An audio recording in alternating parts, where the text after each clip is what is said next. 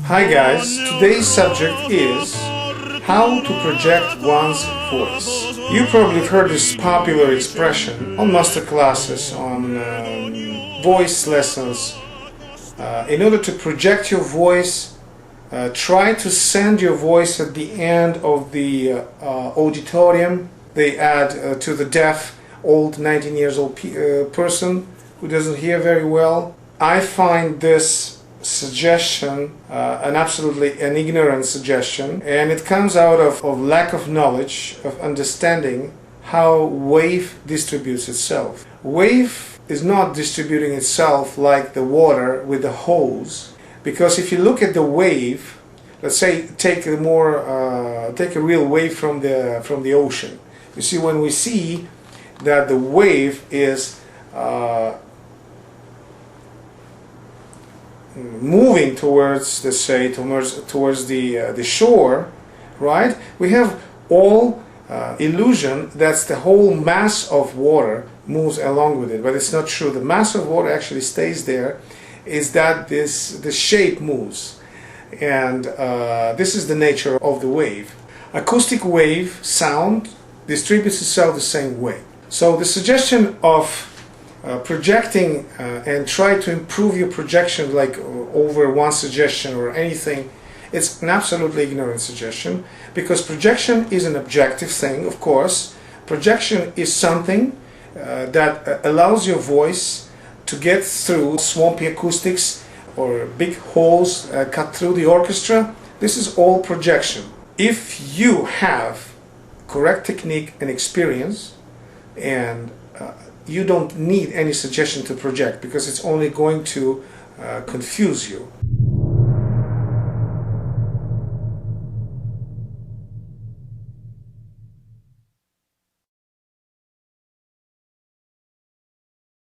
And anyways, you don't change your technique over one suggestion. To change technique, it's too complicated. I work in North America, and I understand now more after many years why local teachers and local attitude, let's say, of the North American teachers, they avoid teaching you technique. It has probably two sides of it. The first one is political one. They don't want to intervene into somebody else's work like over one night. It seems like irrelevant and it's not helpful very much. On the other hand, it's a pure knowledge of that, the technique. You cannot change technique over one masterclass. It's impossible, even if you're talking with the genius. Of course, there could be some certain suggestions that can improve your technique, but we're talking about the basics of techniques cannot be improved over one night. And so projection is an objective thing that comes out of the whole technique. So the voice, if the voice is sounding and in a resonant mode, it will certainly project without you thinking of sending it somewhere else, because this suggestion comes in total controversy with another, the matter of the fact that old masters used to say that if you want to check out your correct support and breathing, just put the candle in front of you, and if you see it's that after you sing, it just simply extinguish this candle. That means your support is very bad. You have just a little flicker on the flame. It means that your support is very good, and if it doesn't move, it means your support is just amazing. Okay, so how that is correspondable with something sending over this flame. Of course, if we send anything like this, think psychologically about this, they will be totally incompatible with this understanding of support, as the flicker does not flick at all. I'm a professional singer and a teacher. This knowledge does not come from books, though I read a great deal of books. But this suggestion comes from pure practice and pure logic and pure understanding and unconditional approach that every singer should take. And I repeat, every singer. We have too much contamination in our field of some knowledge coming contaminated like a broken telephone, you know? And so that has to be clear. To improve projection, you simply have to train your voice accordingly. get a good technique, and it will improve. And no way you should be concerned if anybody tells you during the performance or in between the performances that you don't project. That's going to confuse you. Don't listen to these people, okay? You cannot suddenly project if you did not project before. It means there's something wrong with it, okay? Or there's something wrong with the ears of a listener who suggested. But nevertheless, this is an important note. Italians, they say the voice projects when a voce squillante, the squillo, which is chiaro scuro. It's another modification of this. We have a chiaro, we have this so-called mask resonance that produces this chiaro, and we have chest resonance that produces a low or scuro. So chiaro scuro, we've heard this terminology from Italian vocal dictionary, chiaro scuro. So when you have enough chiaro in your voice, that's usually a projective force. The scuro is not a projective force, and but nevertheless scuro is very important, because scuro provides you with a blend of a beautiful and a beautiful voice. Voce squillante, if it's too much squillo, to my taste, I don't like the voice that is very squillante. I'm not talking only from the point of projection. I'm talking from the point of the aesthetics and a beautiful voice. There's another interesting point on projection. Sometimes big voices, and what I mean by big is some voices, when we hear them in smaller rooms, in a smaller church, make impression of a really big, and because they might have quite a great amount of scuro in the voice and a middle timbre, if you like, they sound pretty dramatic, let's say acoustically friendly environment, let's say. Surprisingly, on the stage you can hardly hear them.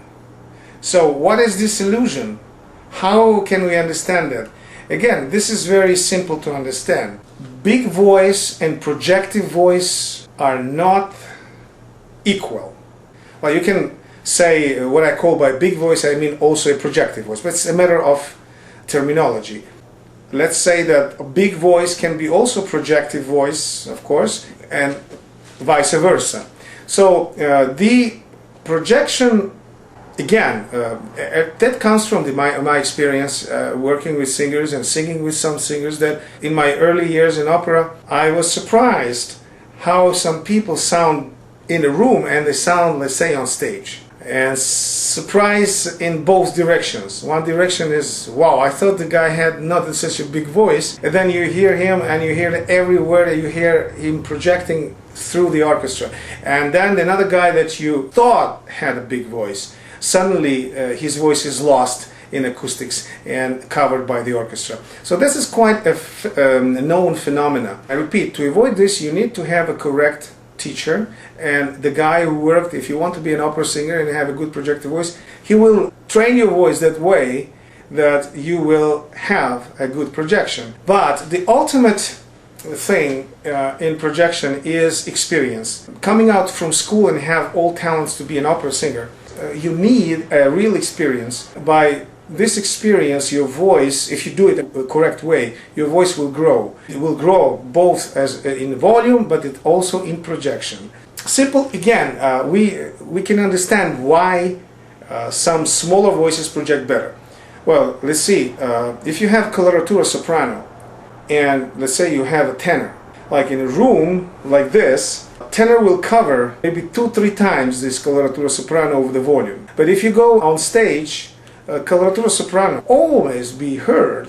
So this is because of the nature of the high voices and this particular frequency that cuts through the orchestra. So don't worry about this. Just get yourself a good teacher who knows opera, who knows the voices and knows where to lead you. He will tell the difference between woofy. I'll give you an example right now.